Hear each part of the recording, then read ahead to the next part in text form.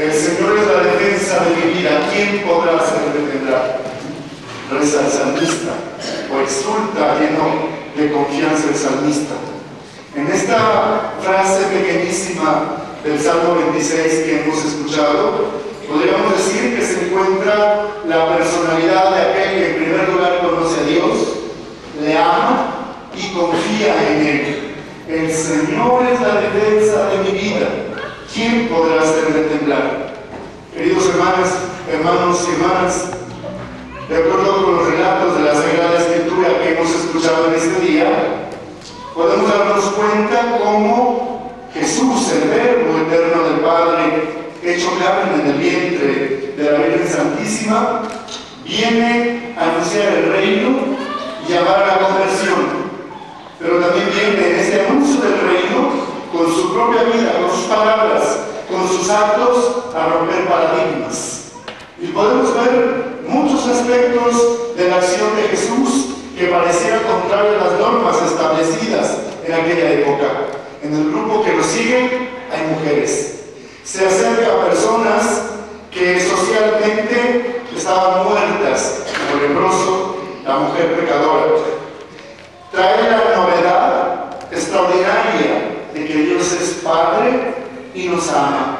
Ya no es el Dios lejano castigador al cual habría que tenerle miedo. Es Padre amoroso que nos ha dado a su propio Hijo y nos llama a un proceso de conversión. A lo largo de esta semana hemos estado orando por la unidad de los cristianos. Toda la semana el Papa nos ha dado algunas catequesis y reflexiones para comprender que el cuerpo místico de Cristo, que es la Iglesia, formada por todos aquellos que profesan su fe en Jesucristo como Señor, como Mesías, como Salvador, no podemos estar divididos. Ya lo decía la segunda lectura, lo escuchamos. ¿Acaso Pablo fue crucificado? ¿Acaso Apolo fue el que nos redimió?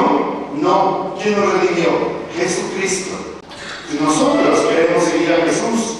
Muchos, quizás, los jóvenes que están acá, concretamente podrían ser llamados al sacerdocio, pero todos los que estamos bautizados o todos los que estamos queriendo seguir a Jesús y que están preparando ya para el bautismo, ¿qué estás dispuesto a dejar para seguir a Jesús? Tendríamos que decir que todo aquello que nos estorba para seguir las enseñanzas del Maestro. Pero hablando de la unidad de los cristianos, quisiera invitarles para esta sana y santa convivencia con nuestros hermanos que no son católicos, pero que aceptan a Jesús como Señor y como Salvador. Tenemos que buscar aquello que nos une, no lo que nos separa. Recordemos el capítulo 17 del Evangelio de San Juan, la oración sacerdotal de Jesús dice: habrá un solo rebaño bajo un solo pastor.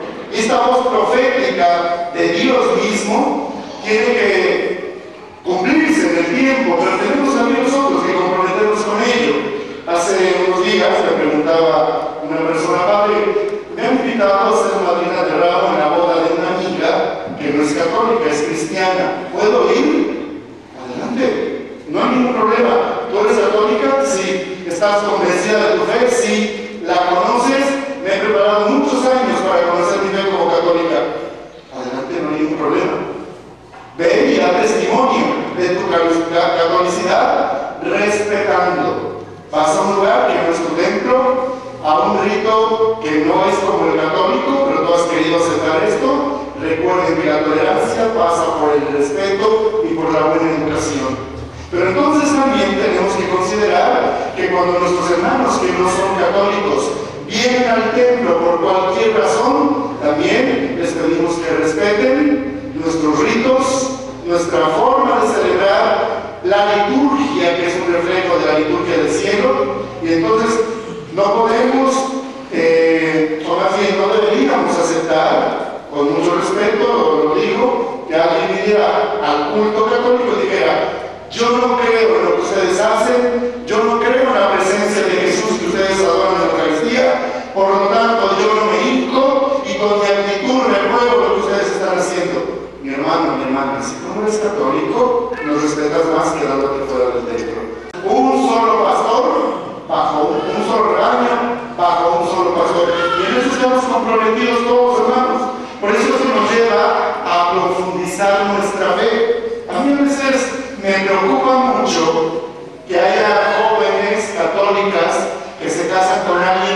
católico y abandonan su fe al poco tiempo. Yo me pregunto, las jóvenes católicas que se casan con alguien que no es católico no pueden dar testimonio para mostrar la verdad y la belleza de la fe católica a quien no es católico. Entonces, ¿qué pasó? Hay que comprometernos a conocer nuestra fe, hay que profundizarla, pero sobre todo, lo que decía al inicio, la luz que encontró Pedro para responderle a este joven, ser cristiano, ser testigo de la verdad, y la profundísima convicción de saberse amado, que después lo llevó a entregar su propia vida por los demás en Roma, debe ser un distintivo para cada uno de nosotros. No podemos ser católicos del templo para adentro y del umbral del templo para afuera, el político, el economista, el sociólogo, el maestro, el químico, hasta el sacerdote. No es católico allá afuera, no, señor. Mi catolicidad, en congruencia con lo que creo, lo que estoy convencido, está dentro del templo y fuera del templo, y se distingue con una sola palabra, que es una virtud, que es la caridad, entendida como amor. Así que, hermanos y hermanas, recordemos que la Iglesia Católica está fundamentada, sí, en la palabra de Dios, pero sobre todo en la tradición apostólica y en el magisterio de la Iglesia. Fíjense como un dato así curioso.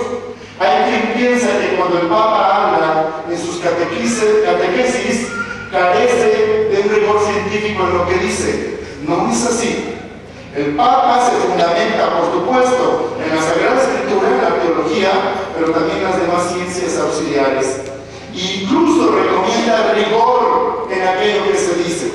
El ser católico es llenarnos de alegría y de gratitud, pero también saber que tengo un compromiso ante el mundo de dar testimonio de Jesucristo. Entonces sí, vamos al encuentro de nuestros hermanos que no son católicos, a compartir con ellos la oración si hay ocasión, pero no sacrificar la verdad, de trabajar juntos incluso por la construcción del reino en el ámbito social y en muchos otros ámbitos, pero respetando siempre lo que nos une. Les invito, hermanos y hermanas, a que la opción que hemos hecho de seguir a Jesucristo sea cada día más fortalecida bajo la guía y el ejemplo de aquella que ha sido la humilde servidora del Señor, la Virgen María. Caminemos juntos hacia la casa del Padre.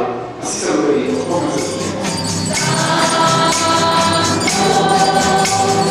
Santo es el Señor,